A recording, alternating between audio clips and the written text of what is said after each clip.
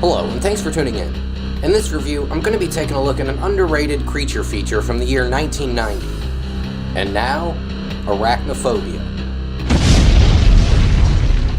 The movie's about a doctor with an extreme fear of spiders who moves to a small California town to open up his new practice. Coincidentally, the same time that he shows up to town, a new deadly breed of spider also shows up.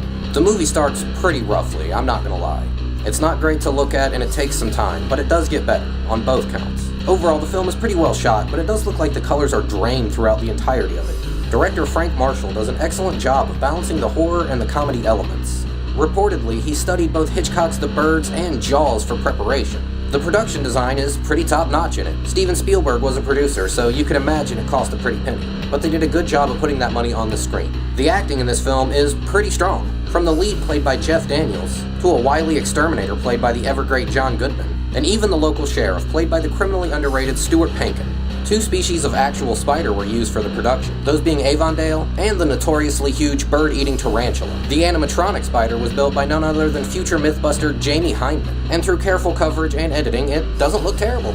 As a matter of fact, most of the practical effects in this movie look pretty good. It is rated PG-13, so don't expect a gore fest, but what is on display is worth looking at. Outside of the slow start, there are a few moments where the pace dies down a bit. It's not a major issue, and I'm generally entertained by the film, but it could stand to be about 15 minutes shorter. The ending, however, is pretty satisfying though, so it makes up for it. Probably the weakest element is the music.